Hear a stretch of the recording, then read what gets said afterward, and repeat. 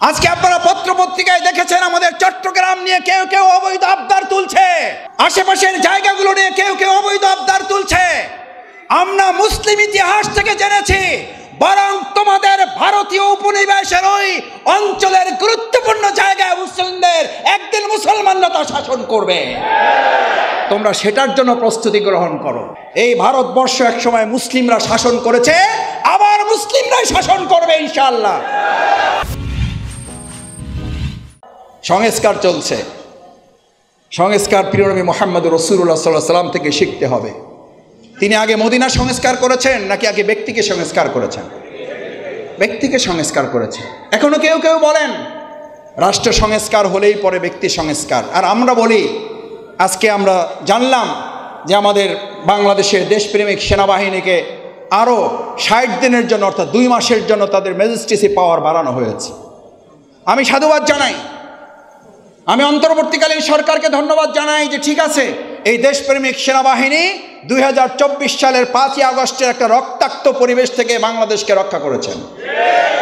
একই সাথে এটাও সত্য যে এই সেনাবাহিনীর দায়িত্ব এটা নয় যে তারা এই দায়িত্ব পালন করবে, তাদেরকে এই দেশের গুরুত্বপূর্ণ দায়িত্ব পালনের জন্য আধিপত্যবাদের সরকার যারা, আজকে আপনারা পত্রপত্রিকায় দেখেছেন আমাদের চট্টগ্রাম নিয়ে কেউ কেউ অবৈধ আবদার তুলছে, আমাদের আশেপাশের জায়গাগুলো নিয়ে কেউ কেউ অবৈধ আবদার তুলছে। আমরা মুসলিম ইতিহাস থেকে জেনেছি বরং তোমাদের ভারতীয় উপনিবেশের ওই অঞ্চলের গুরুত্বপূর্ণ জায়গায় মুসলিমদের একদিন মুসলমানরা তা শাসন করবে। তোমরা সেটার জন্য প্রস্তুতি গ্রহণ করো। আমাদের চট্টগ্রাম নিলে তোমাদের সুবিধা না অসুবিধায় আলোচনা পরে, আগে আলোচনায় আসতে হবে এই ভারতবর্ষ একসময় মুসলিমরা শাসন করেছে, আবার মুসলিমরাই শাসন করবে ইনশাআল্লাহ। আমাদের ফিলিস্তিনকে দাবিয়ে রাখা যায় নাই, যাবে না। আমাদের কাশ্মীরকে দাবিয়ে রাখা হয়েছে, যায় নাই। আমাদের পার্শ্ববর্তী 7 সিস্টারকে দাবিয়ে রাখা হয়েছে, আমাদেরকে দাবিয়ে রাখা যাবে না। আধিপত্যবাদ আমরা 2024 সালে 5ই আগস্ট মোকাবেলা করেছি। আপনাদের মনে নেই 2024 সালের 5ই আগস্ট আমরা কি প্রশাসনের কতিপয় শুধু লোকদেরকে মোকাবেলা করেছি, শুধু আওয়ামী লীগ যুবলীগের সন্ত্রাসীদের মোকাবেলা করেছি, নাকি পার্শ্ববর্তী একটা রাষ্ট্রেরও কিছু সন্ত্রাসীদেরকে আমরা মোকাবেলা করেছি? সুতরাং এই তরুণ যুবক ছাত্র জনতাকে আর রক্তচক্ষু দেখিয়ে লাভ নেই।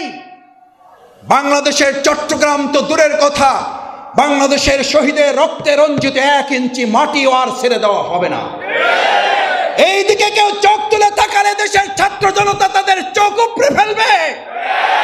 কেউ অবৈধভাবে হাত বাড়ালে সে অবৈধ হাত ভেঙে চুরমার করে দেওয়া হবে। কারণ এই দেশের মুসলমানদের সম্পদ, আর মুসলিমদের চেতনা হচ্ছে এই লা তাকশা ইল্লাল্লাহ। এটা হচ্ছে ফরেন পলিসি মুসলিমদের। আমরা এক আল্লাহ ছাড়া আর কাউকে ভয় করি না। আল্লাহ ছাড়া যারা ভয় করে না তারা আধিপত্যবাদকে ভয় পায় না। আল্লাহকে যারা ভয় পায় তারাই শুধুমাত্র এই সমস্ত রক্তচক্ষুকে মোকাবেলা করতে সক্ষম হয়। সেজন্য সম্মানিত ভাই এবং বন্ধুগণ, আমাদের প্রিয় মাতৃভূমি বাংলাদেশকে আমাদের সন্তানেরা যে দায়িত্ব আমাদের উপর অর্পণ করে গেছে, এই সুন্দর নতুন একটা স্বাধীনতার সূর্য তারা আমাদের হাতে তুলে দিয়ে গেছে, আমি আজ উপস্থিত এই হাজারো জনতার কাছে বিবেকের কাছে জিজ্ঞেস করতে চাই, যদি আমাদের মীর মুগ্ধ আবু সাইদ আর আমাদের প্রিয় কলিজার টুকরা সন্তান ছাত্র জনতার জীবন বাজি রাখা এই নতুন স্বাধীনতা এবং নতুন বাংলাদেশের জন্য যদি আবার ওয়ারিবাসীরকে এখানে রাজপথে গিয়ে গুলির সামনে দাঁড়াতে হয়, আমাদের যদি হাত লাগে হাত দিতে হয়, আমাদের যদি পা দিতে হয়, আমাদের যদি চোখ উপড়ে ফেলার সিদ্ধান্ত আসে, আমাদের যদি মাথা ঘুরিয়ে দেওয়া হয়, আমরা কি রাজপথে আগামী দিনের ফ্যাসিবাদের সমস্ত দূষণের মোকাবেলার জন্য প্রস্তুত থাকব? সবাই রাজি আছেন ইনশাআল্লাহ? সম্মানিত ভাই এবং বন্ধুগণ, আসুন, এখনো শেখ হাসিনা মুক্ত হয়েছে দেশ, হয়নি ফ্যাসিবাদ মুক্ত বাংলাদেশ। ফ্যাসিবাদ মুক্ত হয়েছে শেখ হাসিনা, মুক্ত হয়েছে বাংলাদেশ, ফ্যাসিবাদ মুক্ত হয়নি বাংলাদেশ। ফ্যাসিবাদের দোসররা এখনো আমাদের এই সুন্দর সাজানোর স্বাধীনতার বাগানে হুতুম পেঁচার মতো বসে আছে। আমাদের আল্লামা দেলোয়ার হোসেন সাঈদী রাহিমাহুল্লাহর একটা বক্তব্য দিয়ে শেষ করি। উনি বলেছিলেন, বাংলাদেশের এই সুন্দর বাগানটাকে সাজাতে অসংখ্য মালির দরকার হয়। ওই অসংখ্য মালির বাগানটার পিছনে ঘাম ঝরাতে হয়, চোখের পানি ফেলতে হয়, প্রয়োজনে পোকার কামড় খেয়ে রক্ত ঝরাতে হয়। ওই রক্ত, চোখের পানি আর শরীরের ঘামের বিনিময়ে যে সুন্দর বাগানটা সেজে গুজে ওঠে, ওখানে যে চমৎকার গোলাপটা দেখা যায়, ওই গোলাপটাকে দেখে সবচেয়ে বড় হিংসায় জ্বলে পড়ে মরে হুতুম পেচারা। ওই অসংখ্য মালির তৈরি করা একটা বাগানকে ধ্বংস করার জন্য একটা হুতুম পেঁচাই যথেষ্ট। আল্লামা দেলোয়ার হোসেন সাঈদী রাহিমাহুল্লাহ বহু বছর আগে বলে গেছেন, আজ আবার এই বাংলাদেশের মানুষকে আমরা স্মরণ করাই, আমার প্রিয় আদিবাসীকে স্মরণ করাই, ডালে ডালে বসে যাওয়া এই বসে থাকা হুতুম পেঁচাদের মোকাবেলা করে এই নতুন বাংলাদেশের স্বাধীনতার বাগানের মালিক হিসাবে আমরা কি ভূমিকা পালন করতে রাজি থাকব? রক্ত দিতে হলে রক্ত দিব, চোখের পানি দেব, শরীরের ঘাম দেব। যদি তাই পারেন তাহলে আমরা নিশ্চিত করে বলতে পারি, আর কোনো হুতুম পেচারা বাংলাদেশে স্থান করতে পারবে না ইনশাআল্লাহ। আসুন সেই হুতুম পেঁচা এবং বিগত পতিত হাসিনার সরকারের দোসরদের আমরা মোকাবেলা করি।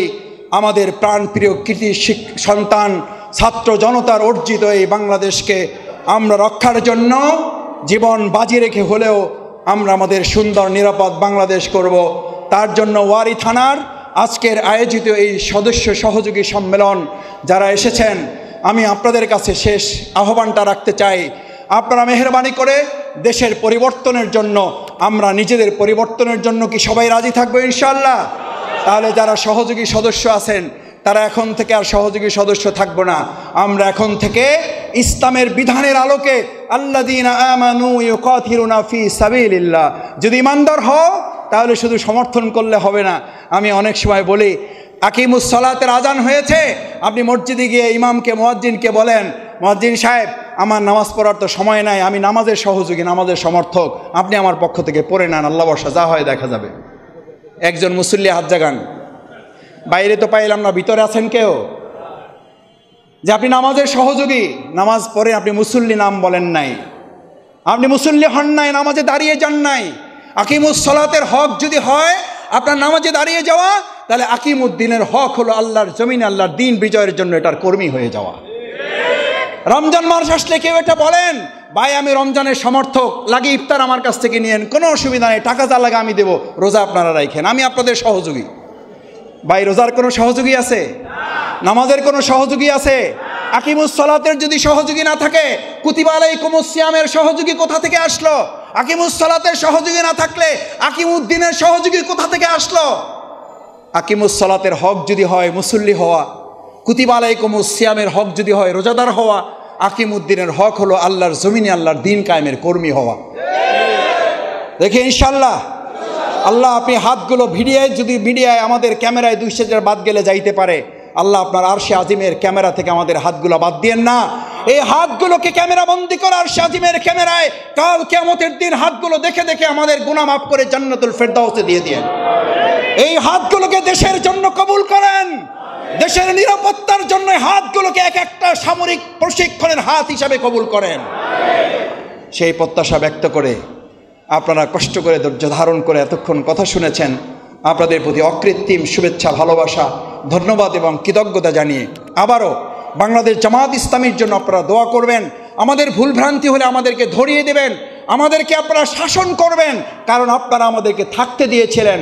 থাকতে দেওয়া এই সন্তানগুলো এখন কোনো অন্যায় করলে, এই ভাইগুলো কোনো ত্রুটি করলে, ভাই ভাই হচ্ছে আয়নার মতো, আমাদের ত্রুটিগুলো আপনারা ধরিয়ে দেবেন। আমাদের প্রিয় সভাপতি মোতাসিম বিল্লাহ আপনাদের এই অঞ্চলে চেষ্টা করে আপনাদের খোঁজখবর রাখার জন্য, আমাদের নেতৃবৃন্দ আছেন খোঁজখবর রাখার চেষ্টা করে। বহু নির্যাতন নিপীড়ন হয়েছে, তার দোকান কতবার বন্ধ হয়েছে, খোলার চেয়ে বন্ধ হয়েছে বেশি। আলহামদুলিল্লাহ সাহস করে আপনাদের ভালোবাসায় সমৃদ্ধ হয়ে এই এলাকায় আমরা টিকেছিলাম, আছি, ভবিষ্যতে থাকবো আপনাদের পাশে ইনশাআল্লাহ। সেজন্য মোতাসিম বিল্লাহ আপনাদের প্রিয় সভাপতি, আপনাদের স্নেহের ভাই, আপনাদের প্রিয় মানুষ, আমি মনে করি সে এখন দুটো কথা বলবে।